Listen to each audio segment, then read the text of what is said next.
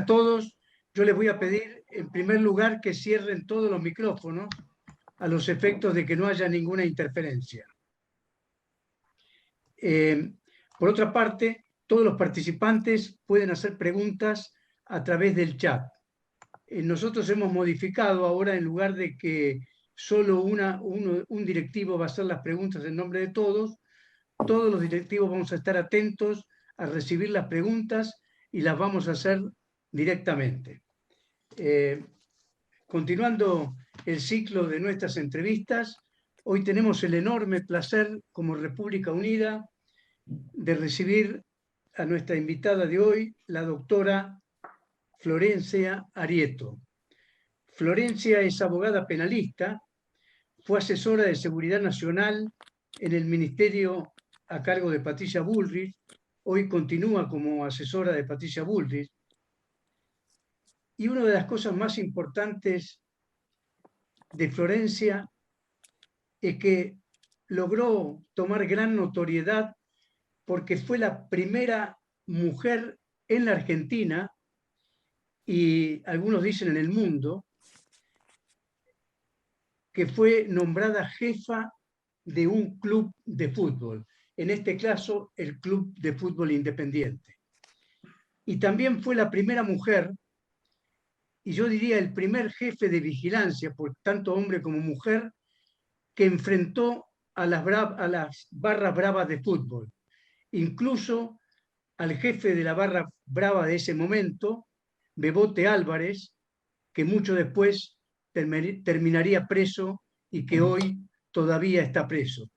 Y yo le voy a pedir a Florencia que dentro de su disertación dedique unos minutos a este tema, que es un tema muy importante para todos aquellos que amamos el fútbol y que quisiéramos ver un espectáculo en paz con nuestros hijos, cosa que hoy todavía parece un imposible.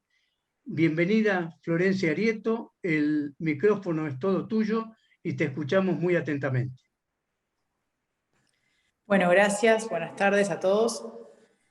Yo voy a tratar de ser breve, en todo caso después respondo preguntas. A mí me parece que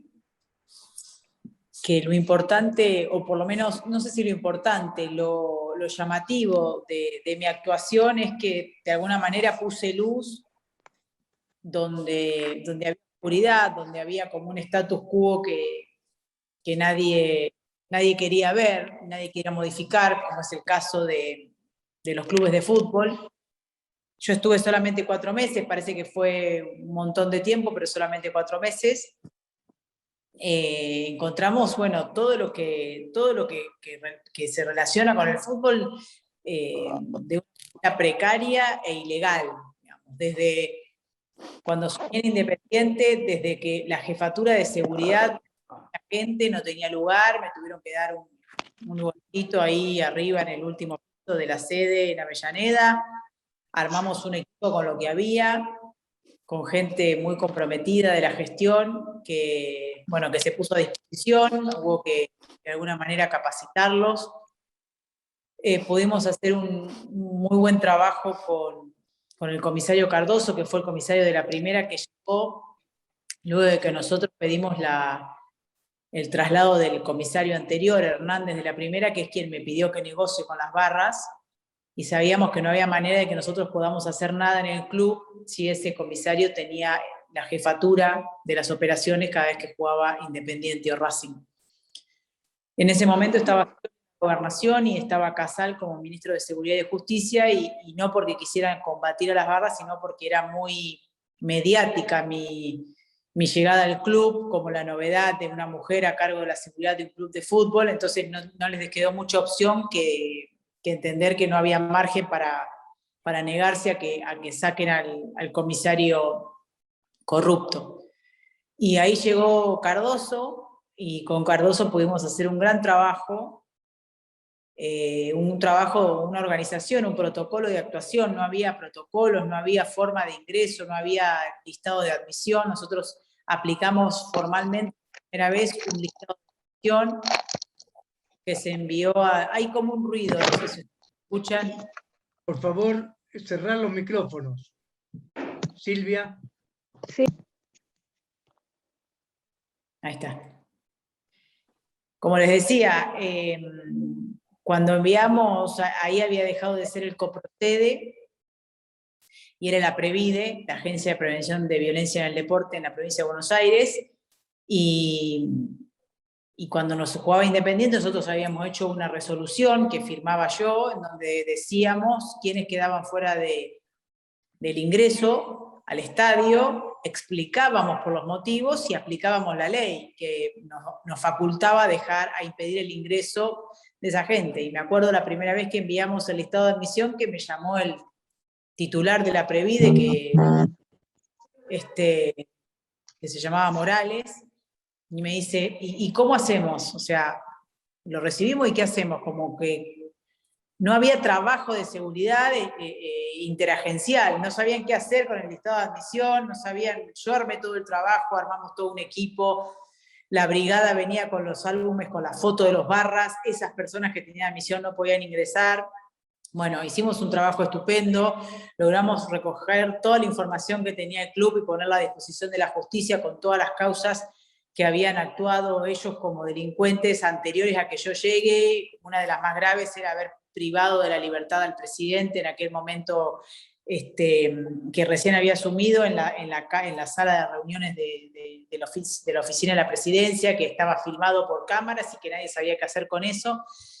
Así que en términos de experiencia fue muy importante, y creo que en términos de poner luz a la oscuridad y demostrar que es una gran ilegalidad, porque al haber una mujer a cargo de la seguridad que se enfrentó a las barras, indefectiblemente el resto de los jefes de seguridad de los clubes quedaron a la intemperie, ya no pudiendo justificar su pasividad con respecto a las barras, digamos, porque ellos las justificaban con que tenían miedo. Y la verdad que lo que hay que decir, quien entiende un poco cómo operan los criminales, sin subestimar los riesgos, obviamente, pero teniendo algún tipo de análisis objetivo, es que si vos no estás en el negocio de ellos, en general, saben que si cualquier cosa te pasa fueron ellos, y ellos lo que quieren es sacarte del medio en el buen sentido para seguir haciendo sus negocios. No entrar en una guerra con alguien que no está en su negocio, sino que los quiere combatir, porque si no, no podría haber policías, ¿no? La idea de que si un policía va y detiene a un ladrón pensando que se pueden vengar, nadie sería policía. La verdad que los delincuentes saben que pueden ganar o perder, digamos. Si pierden es porque nos metieron presos. Bueno, un poco la idea también con los barras es eso. Los barras quieren seguir su negocio y tienen que tratar de aislar, como me lo hicieron conmigo, y echar de ese cargo a la persona que le está impidiendo seguir su negocio, pero no atacan personalmente ni a la familia porque termina siendo también un problema. Por lo tanto, la excusa que ponen la mayoría de los dirigentes, que la siguen poniendo hasta ahora, no tiene mucho asidero. Pero bueno, es un poco mostrar eso, ¿no? Poner luz a la oscuridad y dejar una semilla que seguramente florecerá, llevará el tiempo que tenga que llevar para que la Argentina madure y entienda que no se puede construir un país violando la ley y alimentando grupos violentos. Lo mismo pasa que son los mismos, ¿no? Los mismos personajes respecto de los sindicatos y de los piqueteros. Entonces, me parece que cualquier reclamo es válido, porque obviamente todos tenemos derecho a estar mejor, pero de ningún modo ni la violencia ni la ilegalidad puede ser el método que se utilice para ganar derechos.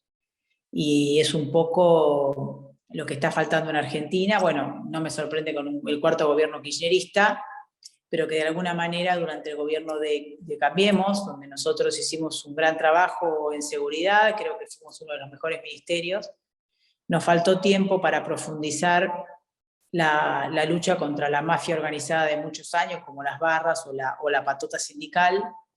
Al tener minoría también, hacer un partido de gobierno que gobernaba en minoría, también se hace muy difícil poder avanzar en estas reformas porque se necesitan apoyos por fuera del partido de gobierno y que obviamente no los obtuvimos. Pero había una línea de trabajo, nosotros teníamos una línea de trabajo respecto al análisis de las barras. Las barras en Argentina son un eslabón estratégico del narcotráfico, por lo tanto ya no hay que investigarlas como, digamos, personas que cometen delitos vinculados al deporte o al fútbol, sino como personas que cometen delitos vinculados al crimen complejo, al narcotráfico, a la venta de drogas, a las armas ilegales. y al lavado de activos. Yo creo que a los barras hay que meterlos presos por lavado de activos porque ninguno trabaja y no puede justificar su presente.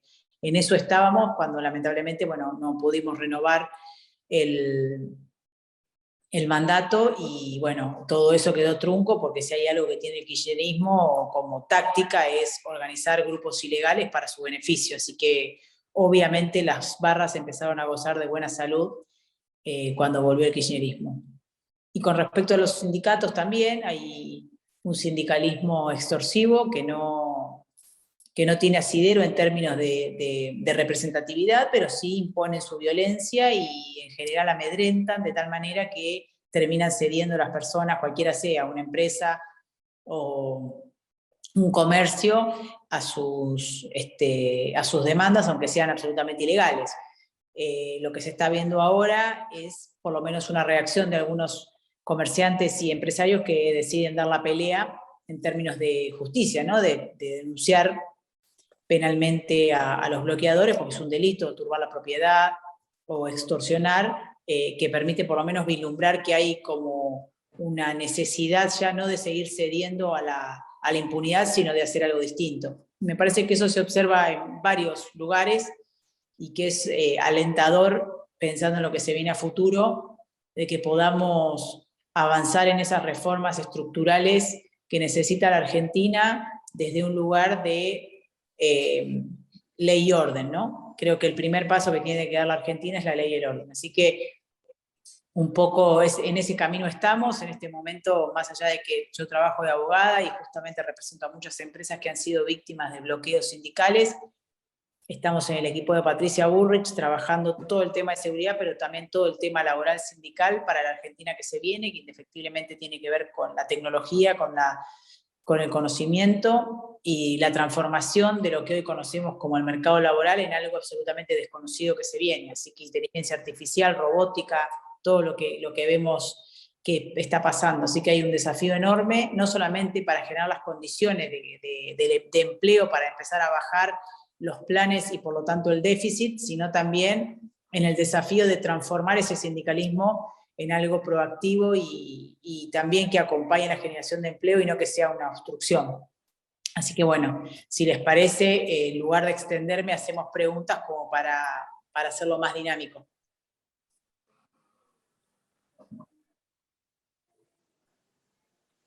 Sí, ahí están preguntando. Teodoro, la primera pregunta. Sí, Carlos. Dale, José. Sí, ahí estaban preguntando cómo ves el diagnóstico de la situación interior en esta gestión actual de gobierno. ¿En qué sentido interior? La seguridad actualmente en el gobierno. No hay política de seguridad.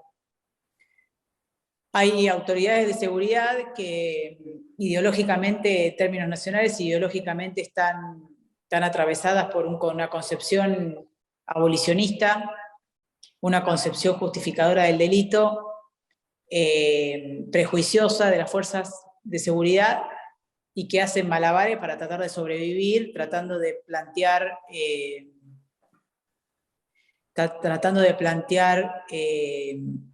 temas que no hacen a la seguridad interior,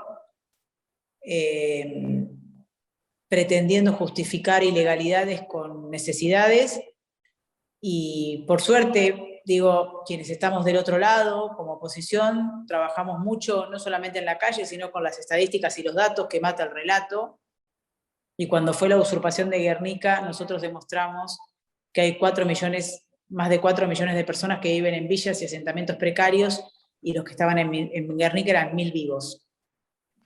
Que no había 4 millones de personas usurpando. Por lo tanto, la idea de que si vos sos pobre y necesitado vas a delinquir es un prejuicio de aquellos que se dicen nacionales y populares, ¿no?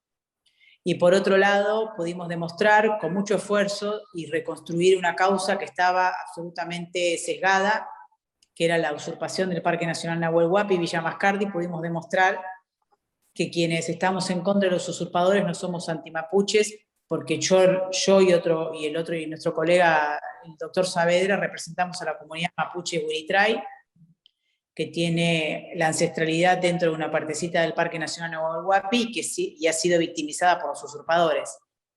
Entonces, cuando nosotros demostramos con hechos que lo que está haciendo el kirchnerismo, habilitando las usurpaciones, es inventar comunidades o inventar necesidades para controlar territorios, es como que empezamos a tener la fortaleza que necesitamos en términos sociales, pero también en términos de justicia para lograr que se aplique la ley, que quienes usurpen paguen, porque no deja de ser un delito.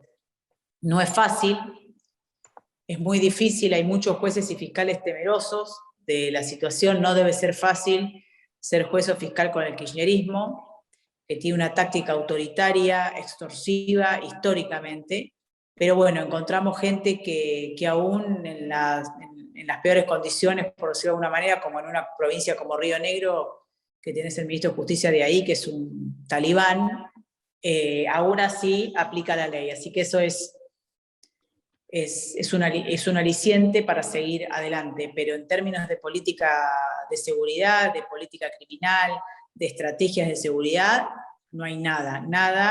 La Policía Federal está con un montón de cuestiones potenciales para desarrollar, como lo que tiene que ver con cibercrimen. Las mejores mentes están ahí, los mejores ingenieros, y están todos bajo el mando de directores en el Ministerio de Seguridad, que son todos camporistas de 20 y pico. Bueno, por lo tanto están todo paralizado, ¿no? Nada funciona, no hay intercambio interagencial. Si sumamos también, que ya no tiene que ver con seguridad interior, pero que tiene que ver con la seguridad estratégica de la Argentina, con la inteligencia estratégica, con la defensa, tenemos la Agencia Federal de Inteligencia en manos de una fiscal de instrucción, abolicionista, que no tiene ni idea de lo que significa la inteligencia estratégica, que no tiene ni idea de lo que significa que Afganistán haya caído en manos del Talibán cuando tenemos una triple frontera con una amenaza posible de reacción o de atentados contra Argentina, cuando no entiende la complejidad de los comandos PCC y Vermelho en vinculación con la guerrilla paraguaya y lo que significa para Argentina. No hay producción de inteligencia, no hay protección de nuestros activos, no hay estrategia, entonces no estamos cuidando nuestros cielos ni nuestro territorio, ¿no? Estamos bastante desamparados. Tenemos muchísima gente con altísimo conocimiento en estos temas, por suerte, que aunque no sean parte del gobierno, porque obviamente el gobierno no cree en estas cosas, nos capacitan y nos alertan sobre los peligros, pero en términos de decisiones del Poder Ejecutivo, que es quien tiene que comandar la seguridad de la nación, estamos a ciegas. Bueno, acá hay otra pregunta, doctora. Dice, quería preguntarle, por favor, el estado actual y su conocimiento y opinión sobre la cuestión hidrovía, teniendo en cuenta que el 12 de septiembre vencería nuevamente el tema de la licitación. Por otro lado, que nos comente e interiorice sobre las cuestiones, soluciones posibles para el conflicto mapuche. Bueno, eso ya lo contestó. La primera parte de hidrovía. Bueno, en realidad la intención del kirchnerismo es estatizarla. Yo creo que no tiene plafón social para estatizarla, entonces inventaron un ente de control y lo que van a hacer es licitarla a una empresa para ellos quedarse con la caja, que es el ente de control, para poner gente que no tiene ni idea de lo que es la hidrovía. Nosotros detectamos cuando estábamos en la gestión un inconveniente muy grande que tiene la hidrovía, que tiene que ver en realidad con el tratado, que los convoyes o los buques que están en tránsito, que bajan por Bolivia, Paraguay, hacia el Río de la Plata para salir al Atlántico, no pueden ser requisados por la prefectura, excepto que tenga una sospecha fehaciente de delito y una orden judicial que así lo habilite. Entonces nosotros nos encontramos con convoyes que pueden venir cargados con contrabando, con droga de Paraguay o de Bolivia, o podemos tener activos en Argentina que hagan ese trabajo y con la modalidad rip-off, se llama, que es abrir el contenedor cuando está a la espera de la carga del buque, viene del convoy, desde Paraguay, para en el puerto de Zárate, o en el puerto de Buenos Aires, o en el puerto de San Martín o de Rosario. Lo marcan a ese contenedor en la madrugada es abierto, se le carga la droga y se le cierra con un precinto mellizo.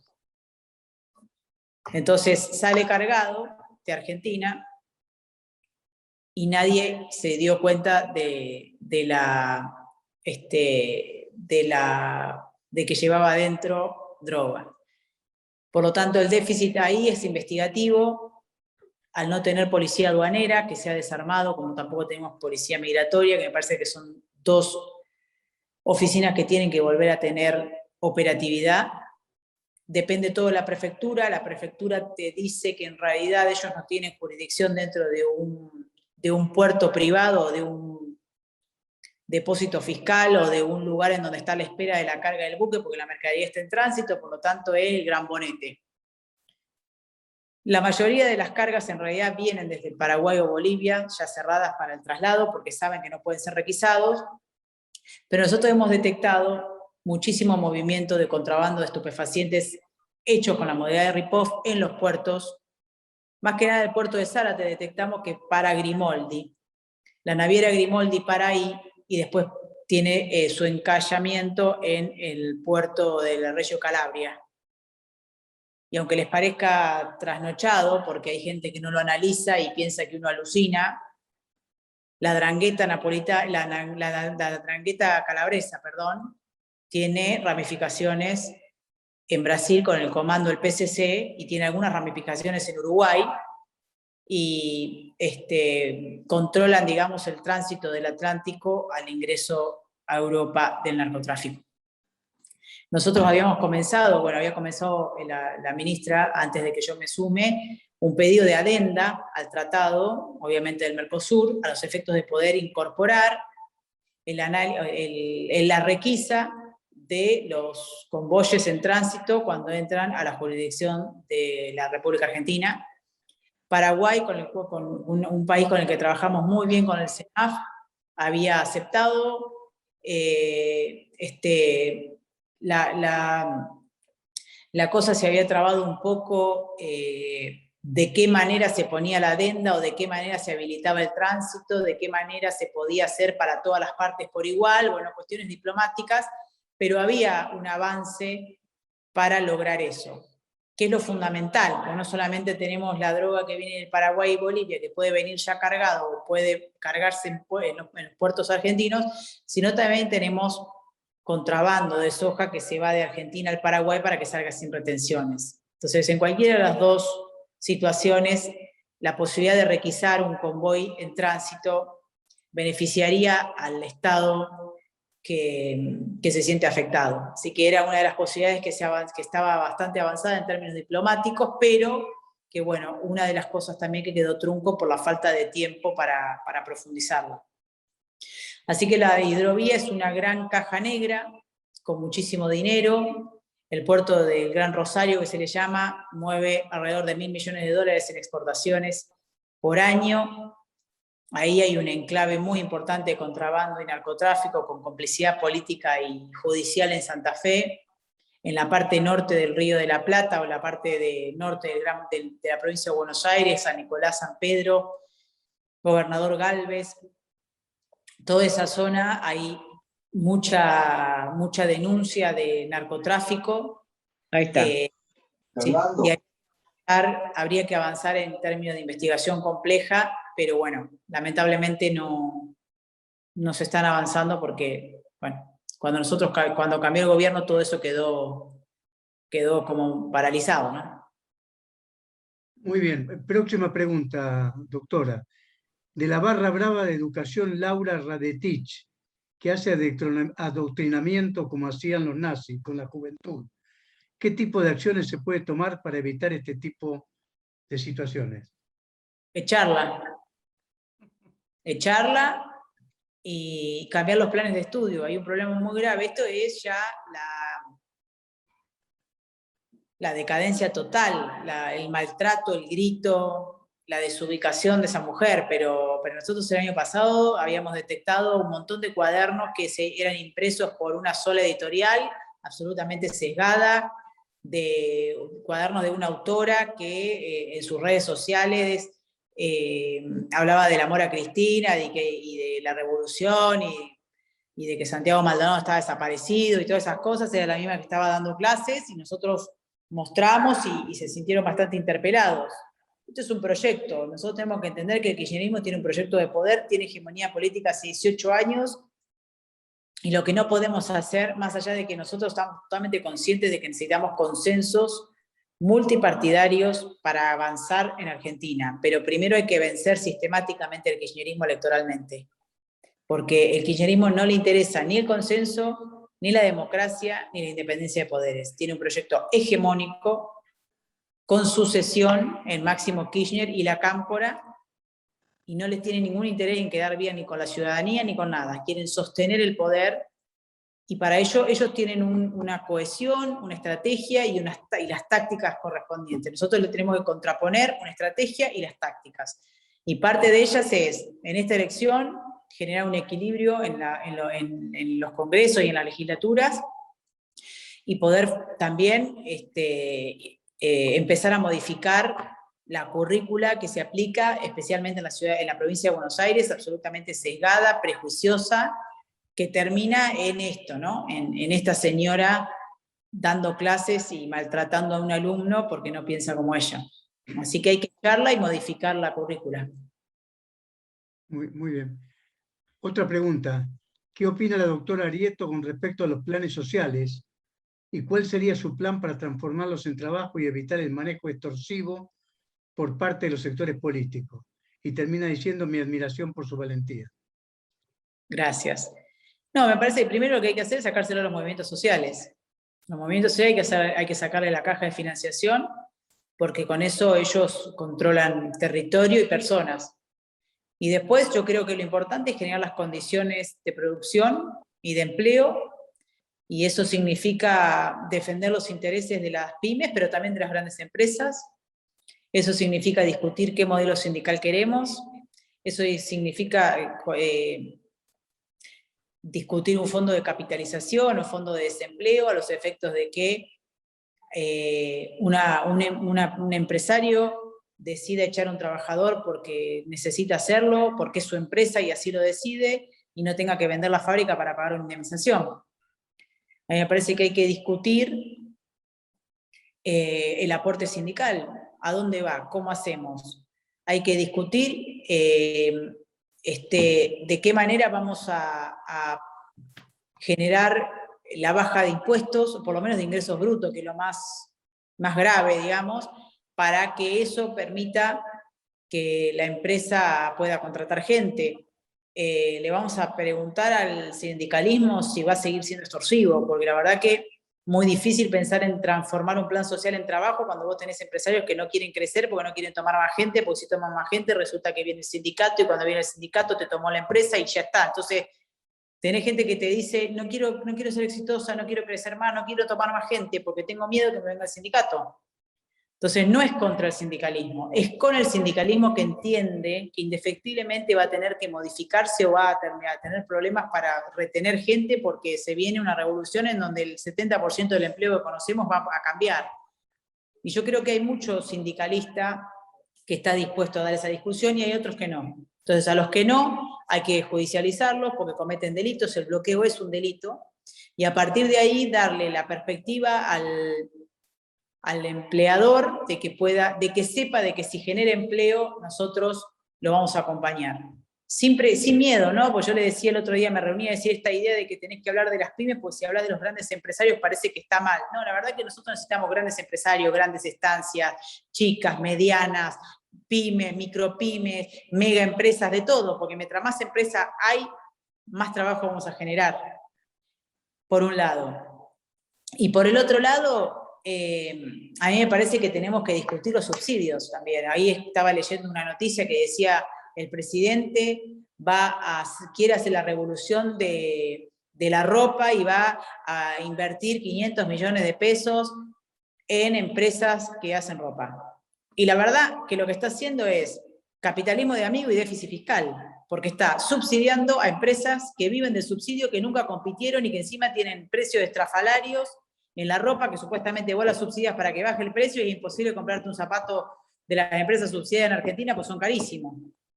Entonces digo, lo que hacen es seguir reproduciendo el capitalismo de amigo, como la Cámara de Empresas que hacen ropa en Argentina. o a los telares, o esas cosas, están todas subsidiadas. Abrir la competencia, nosotros tenemos que competir, en Argentina tenemos que tener y no o, no es petróleo o bioetanol o biocombustibles, es y. Porque el I me permite que se desarrolle Chubut, pero también me permite que se desarrolle Chaco. Y después sí, ir progresivamente y dándole condiciones a los petroleros para que reconfiguren su matriz productiva, saber que en algún momento el fracking se tiene que parar, pues no podemos seguir rompiendo y quemando fósiles, pues nos vamos a morir todos. Entonces, en esa transición, que ya la están haciendo las grandes petroleras norteamericanas, emiratíes, digamos, no ahora, pero tienen un plazo, un proyecto a 20 años de empezar a transformar el fósil en algo sustentable, dar las condiciones para que se puedan reconfigurar. Pero hoy, que venga el lobby petrolero a impedir que el biocombustible se desarrolle, entonces no poder renovar la ley y mejorarle los indicadores de producción porque si no el petrolero se te enoja, es pésimo. Vos ahí tenés que tener un gobierno decidido de cara a la sociedad, decirle, yo quiero al petrolero y quiero al biocombustible. Hoy, porque necesitamos todo. Entonces tenemos que ser más y no o. No es empresa o trabajo o trabajador. La reforma laboral la tenemos que hacer. Y nadie dice que va a afectar al trabajador.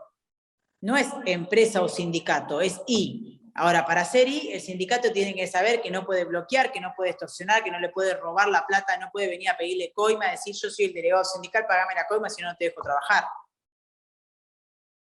Entonces digo, es y. Empresa y sindicato. Y un sindicato que entienda que tiene que renovarse en menos de 10 años o va a tener problemas de representatividad, que ya la tiene. Tenemos que discutir paritaria. No puede ser que una empresa multinacional tenga que pagar la misma paritaria que paga una pyme de 3 empleados, porque eso explica la informalidad.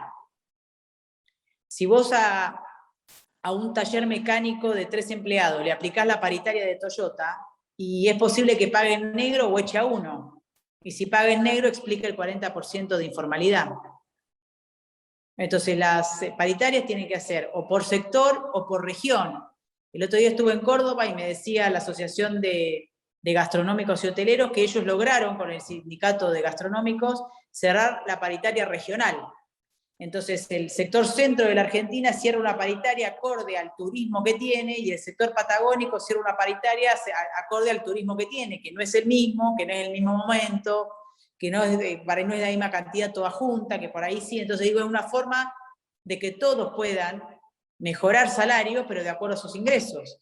Porque si no, hoy a vos, un gobierno, te fija una paritaria o te acompaña o te fija una paritaria como hizo el Congreso Nacional, que metió el 40 para que todos después peleen por arriba, y la verdad que vos decís, sí, 45, y una empresa de transporte de 3 camiones no te puede pagar el 45 de paritaria. Y si vos lo apretás, lo que te va a pasar es que te va a echar el camionero.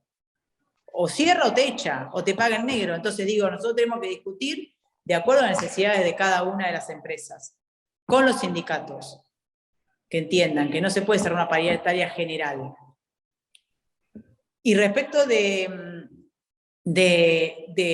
digamos, de los planes sociales, como les decía, yo creo que dándole estas condiciones básicas a los empresarios vamos a lograr hacer el traspaso del plan social al trabajo. Y me parece que una vez más tiene que ser que una persona que cobra el plan social pueda trabajar y en la transición mantenga el plan social hasta que quede en la empresa efectivo. No tiene que ser o. Hoy mucha gente, no es que la gente no quiere laburar, es que como, no sé, juntar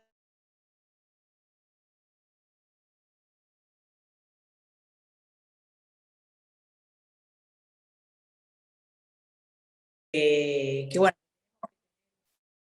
tenemos que tener un plan, una estrategia de poder que construya una nueva mayoría para ganarle sistemáticamente al kirchnerismo.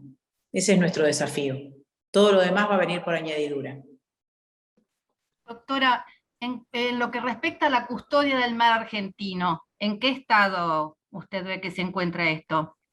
Y con respecto a los barcos chinos. Bueno, primero que hay está Felipe Solá en la Cancillería, digamos, punto.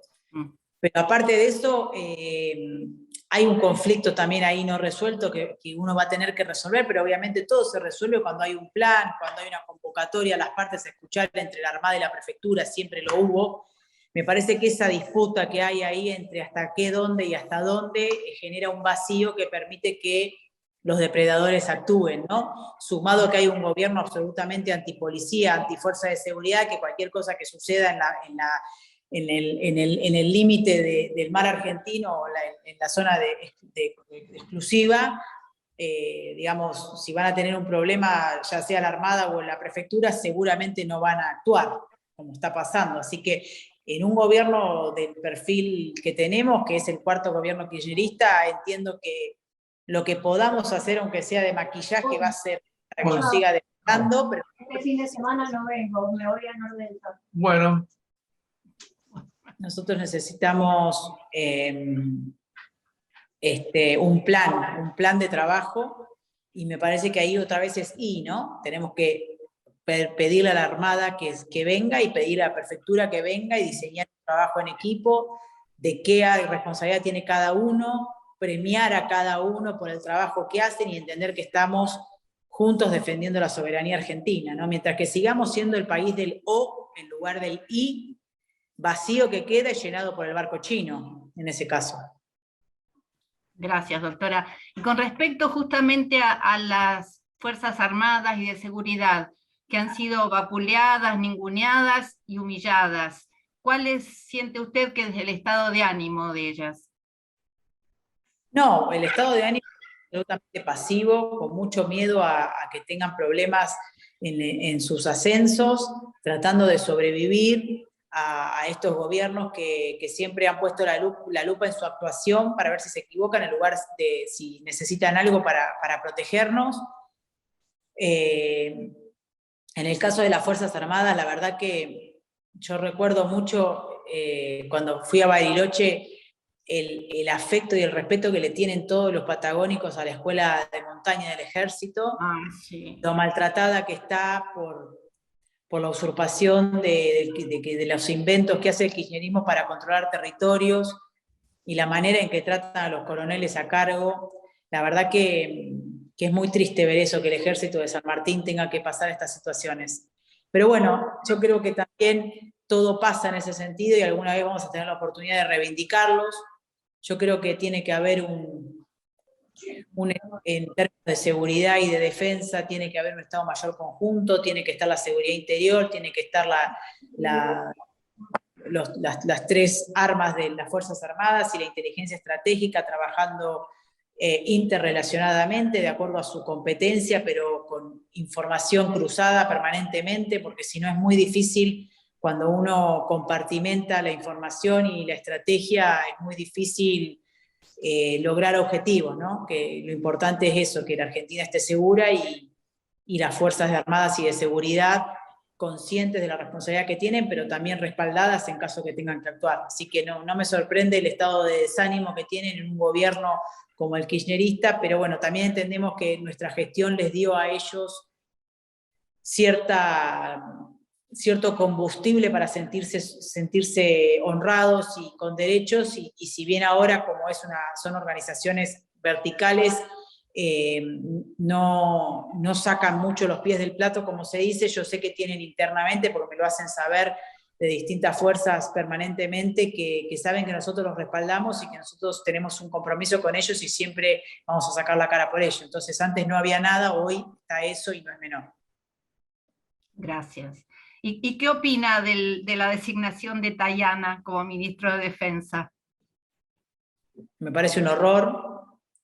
Me parece que la Argentina tiene que hacerse cargo de lo que pasó durante el gobierno de Isabel Perón, un gobierno democrático donde se ha asesinado gente, donde grupos guerrilleros operaban y operar era asesinar a un farmacéutico. Me parece un horror que en el monumento de los caídos de la Policía Federal hayan sacado las placas de los cadetes que murieron cuando los montoneros pusieron la bomba en la Superintendencia de Seguridad Federal. Me parece que la Argentina sale con justicia también, y que justicia es darle a cada uno lo que corresponde y no lo que me conviene a mí. Me parece que tiene que haber justicia por María Cristina Viola, que tenía 3 años cuando la mataron, y por todos, por José Ignacio Rucci, y por todos los asesinados durante un gobierno democrático. Y me parece que Tayana fue parte de eso, y antes de ser ministro tendría que dar explicaciones. Gracias. Otra pregunta. En las Fuerzas Armadas hay prestigiosos oficiales retirados, estudiosos de la seguridad nacional desde lo estratégico y lo táctico, en particular en la Armada.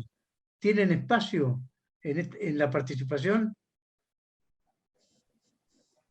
Sí, bueno, hoy seguramente que no, pero por eso te decía antes, hay muchísimas personas que saben muchísimo y que tienen muchísimo para aportar, y lamentablemente con estos tipos de gobiernos no tienen el espacio. Pero seguramente cuando volvamos al poder nosotros lo tendrán, porque son personas que conocen, en este caso la Armada, el mar mejor que nosotros, y pueden ellos decirnos hacia dónde tiene que ir la Argentina en términos de protección de nuestros mares y de todo lo que corresponde a la zona económica exclusiva y a la seguridad marítima, en el caso de la Armada. Otra pregunta. ¿Qué le parece el surgimiento del liberalismo o los libertarios en la Argentina y qué opinión tiene sobre sus líderes? Me parece que es necesario, es un aporte, es un aire fresco, en donde se interpelan cuestiones que el kirchnerismo, por prejuicio y por autoritarismo y a fuerza de imposición de un relato, estaba vedado para discutir, y la aparición de los liberales, de Milei, más que nada, que ha roto como una inercia, es muy positiva, y creo que es imparable ese camino, porque la juventud es liberal, y la juventud es como las golondrinas, digamos, nos avisan lo que va a suceder, así que bienvenido, porque equilibra, porque da nueva perspectiva, porque permite discutir cosas que el kirchnerismo nunca permitió discutir, porque con su desfachatez permitieron que muchos de la corporación política, de la oposición, que estaban cómodos siendo políticamente correctos, se sintieran interpelados a tomar riesgos y a sostener lo que tienen que sostener, porque si no iban a quedar deslucidos por la aparición de los liberales. Así que desde todo punto de vista me parece súper, súper positivo para Argentina, y en lo personal a mí Javier lo conozco hace un montón, me cae súper, me parece un tipo muy transparente, muy libre, que es lo que por ahí falta en Argentina en el sistema político. Están todos encorsetados en lo políticamente correcto, no todos, algunos. Y bueno, José Luis Esper, por ejemplo, es el primero que habló del sindicalismo y la necesidad de reformarlo, cuando quienes veníamos luchando contra Moyano estábamos en soledad, y el sistema político se acomodaba a lo que Moyano quería, ¿no? Así que me parece que por donde lo mires es saludable. Doctora, ¿a usted no le han ofrecido o usted ha desechado un cargo en la legislatura? No, la verdad que yo sentía, se lo dije a Patricia, que es un poco lo que Patricia también sintió. Si era necesario que yo esté, obviamente iba a estar, porque yo formo parte de un proyecto político, pero yo creo que tenemos buenos candidatos, donde no ha podido haber unidad hay paso, y en lo personal yo no sentía que tenía que ser, no es mi momento. Yo estoy digamos, ampliando, organizando mi estudio jurídico con mucho trabajo, gracias a Dios, y necesito estar trabajando en mi estudio jurídico, no en un caso, no en un cargo público, pero eso, digamos, hoy lo siento así, y siento que el apoyo que damos a Juntos por el Cambio también es buenísimo desde un lugar sin cargo, porque es demostrarle también a la gente que hay compromisos sin el cargo público, y que cuando vos tenés que pagar sueldos y tenés tu estudio y tenés que pagar la luz, sabés la responsabilidad que tenés cuando tengas un cargo público, de lo que hay que cuidar, el erario público, que hay que proteger a las pymes, a quienes generan empleo. Eso es lo que nos diferencia del kirchnerismo, que nunca tuvo que pagar un sueldo de su propio bolsillo. Entonces, me parece que está bueno tener esta libertad, ¿no? De pertenecer a un espacio político, pero sin un cargo público, y tener el mismo compromiso como si lo tuviera. No siento que sea mi momento en este momento. Gracias. Doctora, ¿y cuál sería la estrategia para aguantar para defender el 2022 y 2023 y poder llegar bien al 2023, a las elecciones? Yo creo que lo primero que tenemos que hacer es decir qué representamos. ¿Qué representamos? ¿Qué representamos nosotros? La ley y el orden, la propiedad privada, el empleo y el trabajo, el petróleo y el biocombustible, ¿no? La defensa y la seguridad. Nosotros representamos eso. La seguridad como derecho, no como justificador del delito. El respaldo a las policías, a las Fuerzas Armadas y a todos quienes nos representan cumplen su deber. El respeto a los caídos, el respeto a la ley, la justicia independiente, la competencia en las empresas, la posibilidad de generar la competencia para mejorar, no los subsidios o el capitalismo de amigos. Nosotros representamos eso. Obviamente, representar eso y tener los deseos de modificar Argentina para que se convierta en Chile o algo parecido a Chile, Uruguay, hasta Brasil mismo, Paraguay, lleva un montón de desafíos. Nadie dijo que va a ser fácil, pero bueno, nosotros sabemos que estamos dispuestos, por lo menos quienes formamos parte del equipo de Patricia Bullrich, que estamos dispuestos a dar esa pelea, y que obviamente tenemos que construir una mayoría, y esa mayoría se va a construir seguramente con los liberales, seguramente con parte de radicales que son, que tienen deseos del poder, porque también hay un radicalismo como que viste que no se sabe mucho si disputa poder, no terminamos de entender ahí, y de ese peronismo también, de la movilidad social ascendente, del trabajo, de la empresa y el trabajo, y no esta cosa del pobrismo y los gerentes de la pobreza. Básicamente es eso: ley y orden, propiedad privada, trabajo y seguridad, ¿no? Esos 4 pilares, con todo lo que tiene de contenido, pero digamos, para que le contemos a la gente que respetamos eso. Y cuando hablamos de propiedad privada, no solamente representamos la propiedad privada de mía o tuya, también del laburante de clase media baja que con mucho esfuerzo se compró un terrenito y los fines de semana, cuando no labura, pone ladrillo por ladrillo para hacerse su casita, y no se puede mover a ningún lado pues se lo usurpan. Digamos, nosotros representamos eso. Nosotros representamos la lucha contra el narcomenudeo, que este gobierno la desprecia. ¿Por qué? Porque ir a luchar contra el tranza que está dentro de una villa vendiendo droga es demostrarle a esa gente que la mayoría absoluta no delinque, por más pobre que sea y por más que el gobierno los quiera igualar a cualquier delincuente, que nosotros estamos ahí, que el Estado los protege, que cuando se levanta a las 5 de la mañana para ir a tomarse el colectivo y tiene miedo que lo maten, ahí está el gendarme en la esquina para que lo acompañe, para que no se sienta solo, ¿no? Todo lo que no hace este gobierno, porque este gobierno tiene un prejuicio con la seguridad, porque nunca salieron de lugares confortables, nunca tuvieron que tomar un colectivo. Entonces, para ellos, tomar un colectivo a las 5 de la mañana es algo que ni saben cómo se toma. Entonces nosotros estamos ahí donde la gente nos necesita, donde están parados en una parada del colectivo para ir a laburar y lo pueden matar por el celular o para robarle la quincena. Nosotros representamos al 90% de los pibes criados en la marginalidad estructural que no delinquen, que son la mayoría. El kirchnerismo decidió proteger a los pibes chorros e igualarlos, digamos, a los que no chorean, los igualan con los que los chorean y los invisibilizan. Entonces vos tenés chicos que viven en una villa de 15 años y están yendo a la escuela como pueden y trabajando de lavar autos para ganarse un mango, y tenés uno de 15 que le mete caño y le roba lo que él se ganó. Y cuando van a denunciar, el fiscal te dice que es pelea de bandas. Y no es pelea de bandas. Es un chorro que le robó a un pibe que no roba. Entonces, todo lo que el kirchnerismo cuenta, que en realidad ellos hacen por los más postergados, en realidad ellos hacen por los que violan la ley. Ellos victimizan a los que violan la ley e invisibilizan a la enorme mayoría. En Argentina tenemos más de 40% de pobres. Si ser pobre fuera condición para ser delincuente, tendríamos que estar en guerra civil. Menos del 1% de la gente pobre delinque. El kirchnerismo eligió defender a ese 1%. Y nosotros elegimos defender al 99% restante. Por eso la lucha contra el narcomenudeo es fundamental. Porque es decirle a esa gente, existís, salgamos de pobres juntos, vamos, primero te saco al tranza, después vamos por tu casa. La Argentina tiene hoy un fondo fiduciario de 45.000 millones de pesos que maneja la Secretaría de Integración Sociourbana, que está a cargo de una militante del movimiento Evita para urbanizar las villas. ¿Saben cuánto es el porcentaje que ejecutó el gobierno de Alberto Fernández? El 23%. Por lo tanto, no le importa urbanizar las villas.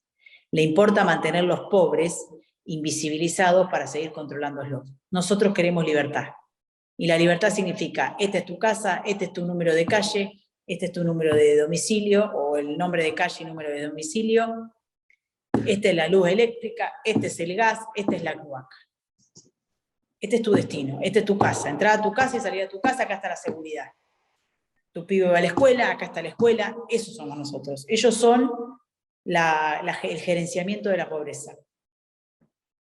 Quizás nos faltó comunicación y la comodidad de algunos, mismo dentro de Juntos por el Cambio, de no querer pelearse con el kirchnerismo, a lo mejor porque están carpeteados, uno nunca sabe, porque para pelearse con el kirchnerismo hay que estar limpio, porque si no te van a carpetear. Así juegan. Lamentablemente no supimos o no quisieron dar con vehemencia la discusión de por qué nosotros hicimos mucho más por la gente pobre que el kirchnerismo en 20 años. Dándole seguridad.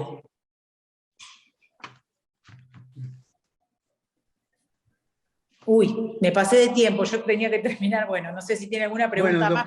Bueno, doctora, la verdad es que se pasó 8 minutos de lo que nos dijo, que necesitaba irse a las menos cuarto. Tenía que llegar a mi casa en el estudio porque me quedé en el le pedimos mil disculpas. Le pido a todos que abran los micrófonos para darle un fuerte aplauso y agradecerle su intervención. Muchísimas gracias. Muchísimas gracias. Gracias, doctora, por su valentía. Muchas gracias. Muchas gracias por el espacio. A todos juntos peleando por este país maravilloso que tenemos. Gracias. Gracias, doctora, por su valentía, por favor. Muchas gracias por su compromiso. Es constante su compromiso. Muchas gracias. Gracias, doctora. Gracias.